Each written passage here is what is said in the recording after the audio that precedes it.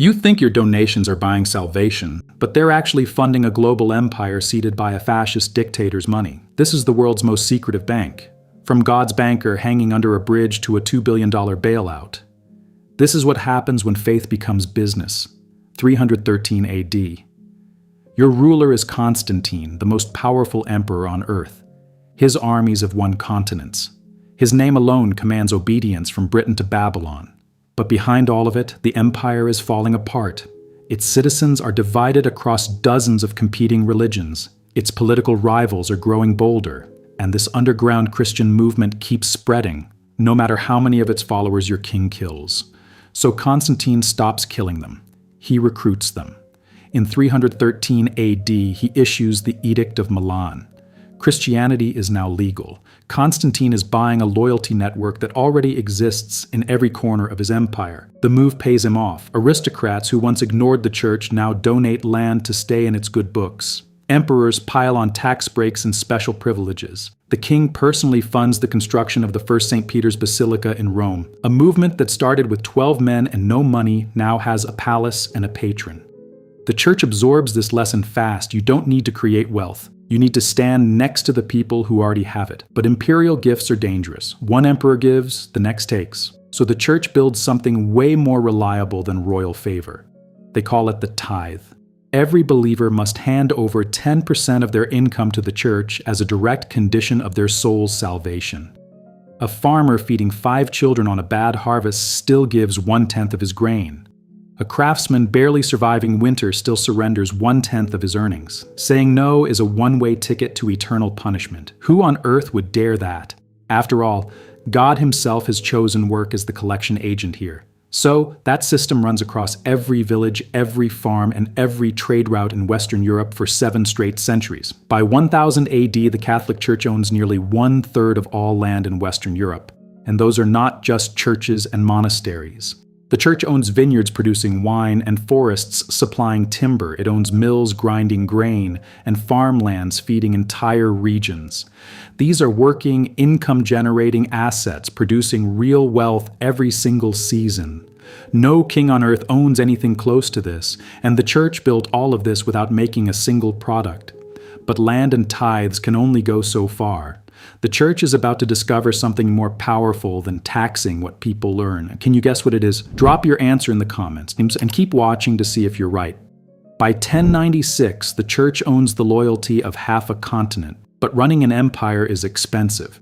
And the Vatican has just discovered a problem that every growing empire eventually faces. The money coming in is no longer enough for the ambitions going out, so it invents a new product. And this one doesn't require land or labor, it only uses the fear of death. The church tells you that when you die, your sins send you to Purgatory, a place of suffering between earth and heaven. The worse your sins, the longer you stay. But there is a way out. Pay the church a specific sum of money and it will officially reduce your time there. Pay enough and you can buy the same reduction for your dead relatives already suffering. You're not buying forgiveness, you're buying an early release, and the price is set by the church itself. Now the church needs a reason to sell this product at scale.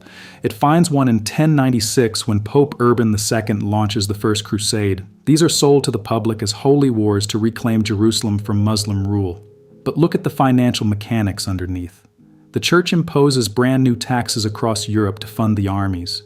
Soldiers who can't afford to fight are told they can pay for an indulgence instead and receive the same spiritual reward as if they had gone to war. When crusader armies conquer cities, the treasures inside are seized, the land is claimed, and a portion flows directly back to Rome. The Crusades ran for nearly 2 centuries. Every campaign is a new tax. Every conquered city is a new deposit. But the real money comes later, during the Renaissance, when the Vatican decides it needs something that will announce its power to every person alive. It decides to rebuild St. Peter's Basilica. The medieval structure Constantine funded in 313 AD is crumbling. By the early 1500s, the popes want something so large and so magnificent that nobody had ever seen. The architect Donato Bramante is hired. The project is astronomical in cost.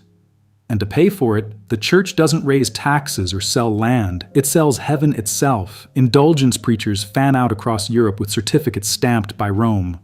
One Dominican friar named Johann Tetzel becomes the most aggressive salesman of his age. He tells grieving families that the moment a coin drops into the collection box, their dead relative's soul leaps free from purgatory. The coins pour in from peasants who can't afford bread, and they fund a cathedral that will stand for 500 years. But behind the closed door, the Vatican is playing a far bigger financial game. Officially, the Church condemns usury, the practice of lending money at interest, as a sin. Priests preach against it from every pulpit in Europe, but unofficially, the Vatican is in business with the very people practicing it. The Medici family of Florence becomes the Church's primary bankers. The Vatican deposits its enormous revenues with the Medici Bank. The Medici lend that money to kings and princes across Europe at interest. The profits flow back. The papal court in Rome becomes the center of a continent-wide financial network, managing royal debts, trade financing, and political loans. The Church condemns the interest. It simply lets the Medici charge it on its behalf. And the popes living at the center of this machine are not living like men of God. Pope Alexander VI from the Borgia family turns the Vatican into a court of open nepotism, luxury, and political scandal. Pope Leo X, a Medici by birth, spends so lavishly on banquets, art, and festivals that he nearly bankrupts the institution his family helped build. These men are sovereigns, and like every sovereign in history, they believe the rules they preach are for everyone else. By the early 1500s, the Vatican is the single most powerful financial and political force in Europe. It manages more money than any single bank. It holds the spiritual loyalty of tens of millions of people and uses that loyalty as collateral. But every system built on secrecy eventually produces someone willing to say what everyone else is only thinking. And in 1517, that person nails a piece of paper to a church door in Germany. October 31st, 1517.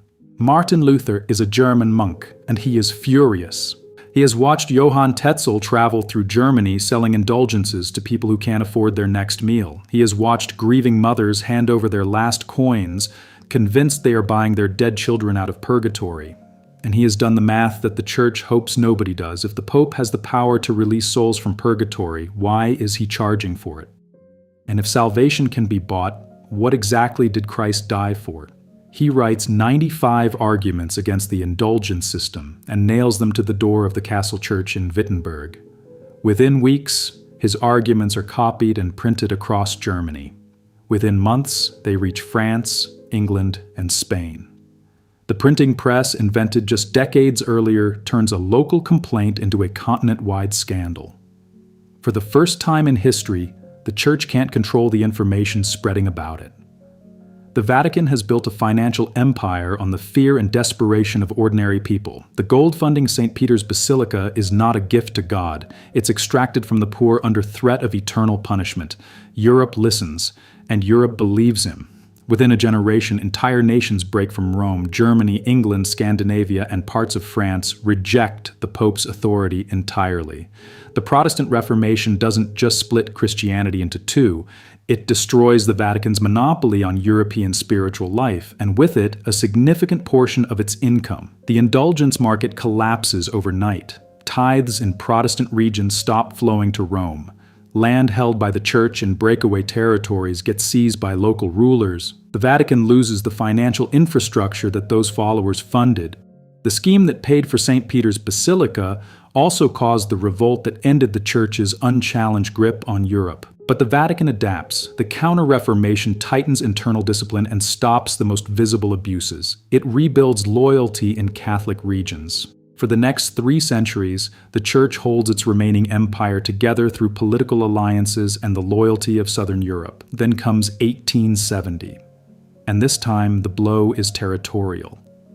For centuries, the Church has directly governed a strip of land running through central Italy. It's called the Papal States. It's a functioning kingdom with its own laws, armies, tax collectors, and borders. It generates rental income from millions of acres of land. It gives the Pope the same political power as any European monarch. In 1870, the newly unified Italian nation decides that a medieval religious kingdom sitting in the middle of a modern country is no longer acceptable. The Italian army marches into Rome. The Papal States are absorbed into Italy. The Pope loses his land, armies, rents, and political sovereignty in a single military campaign.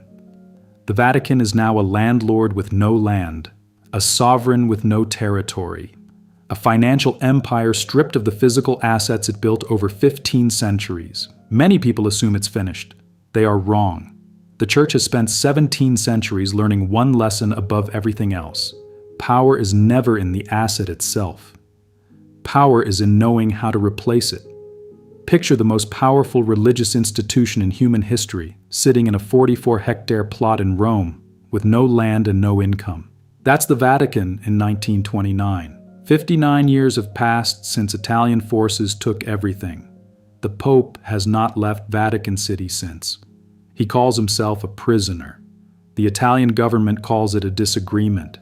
The rest of the world calls it an awkward standoff between a nation and a ghost. But in 1929, a man named Benito Mussolini finds that ghost to be useful. Mussolini has just seized control of Italy. He needs the Italian people to trust him, and he needs the Catholic Church, which holds the moral loyalty of nearly every Italian citizen, to publicly say that he is legitimate, so he offers a deal.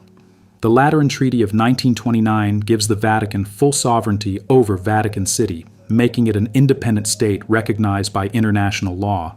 In return, the Church gives Mussolini something no election could give him: its blessing. But Mussolini knows a blessing alone won't keep an institution quiet.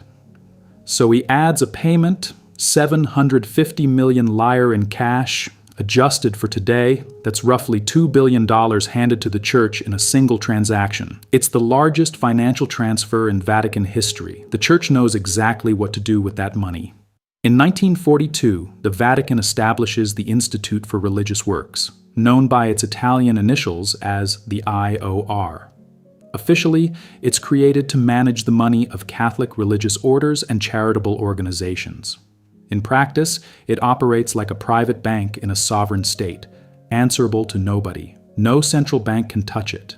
No government can subpoena its records. No journalist can access its books. During the Cold War, Vatican money moves into anti-communist political movements across Europe and Latin America. The Church frames this as defending Christian civilization, but actually it's functioning as a geopolitical financing tool, backing governments and movements that align with Rome's interests. Then comes the 1980s, and the system that was built in the shadows starts bleeding into the light. Banco Ambrosiano is one of Italy's largest private banks. Its chairman is a man named Roberto Calvi, who has built such a close relationship with the Vatican Bank that the Italian press calls him God's banker. Calvi uses the Vatican's financial secrecy as a shield. Money moves between Banco Ambrosiano and the Church through a web of shell companies in Luxembourg and Latin America. Billions of dollars flow through structures so complex that investigators spend years trying to follow them. Whispers connect the trail to the Italian mafia, intelligence agencies, and political financing on a scale that embarrasses governments. In 1982, Banco Ambrosiano collapses. $1.3 billion is missing. The Vatican Bank, which held significant shares in the institution, claims it knew nothing.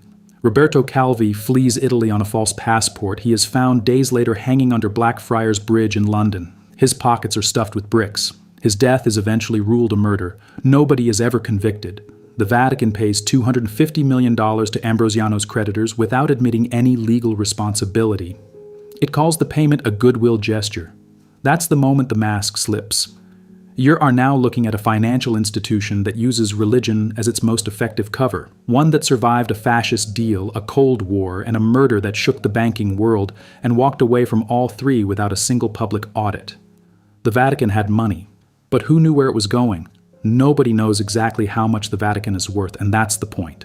After the Ambrosiano scandal, the Vatican restructured its bank, new supervising committees were introduced, press releases talked about transparency and reform. Pope Francis himself promised a cleaner institution when he took charge in 2013, but the fundamental problem never changed. The Vatican still doesn't have anyone to answer. Its financial statements, when it chooses to release them, show modest annual budgets that would embarrass a mid-sized company. But those numbers only reflect what the Vatican decides to count. They don't tell you what it actually owns. Start with the art. The Vatican museums hold one of the largest and most valuable art collections ever assembled. Michelangelo's Sistine Chapel ceiling alone is considered priceless. Raphael's frescoes, ancient Roman sculptures, and Renaissance masterpieces fill corridors that stretch for miles. Independent estimates place the collection's value in the tens of billions of dollars. The Vatican lists all of it at €1 on its books because it has declared the collection can never be sold. An asset you can't sell doesn't count on paper, but it still draws 4 to 5 million paying visitors to Vatican City every single year, then come to real estate. The Vatican owns significant property across Rome and throughout Italy, managed through a separate internal body that most people have never heard of. In 2019, the Vatican had invested €200 million into a luxury property development in one of London's most expensive neighborhoods. The investment wasn't meant to be public, but it didn't stay that way. The deal collapsed into a scandal. Vatican officials were accused of misusing charitable funds meant for the poor. Beyond property, the Vatican holds investment portfolios spread across global stocks, government bonds, and financial instruments specifically structured to keep the trail unclear. Its gold reserves sit in accounts at the Bank of England and the United States Federal Reserve. Exactly how much gold, nobody outside the Vatican knows. Despite everything, Catholics in 1.3 billion households around the world keep donating. The annual global collection sent directly to the Pope raises between $50 and $80 million every single year. A 2019 Reuters investigation found that the Vatican spends less than 10% of that fund on actual charitable work. The rest goes into the general budget. The faithful give. The institution invests. And the gap between what's preached and what's practiced hasn't closed in 17 centuries. What started in 313 AD as a political deal between one emperor and one religion has become the longest-running heist in human history. If this story made you see the world a little differently, subscribe. See you soon in the next video. History does not just repeat, it rhymes. So make sure you're listening for the next Money Echoes. Subscribe, and I will see you in the next one.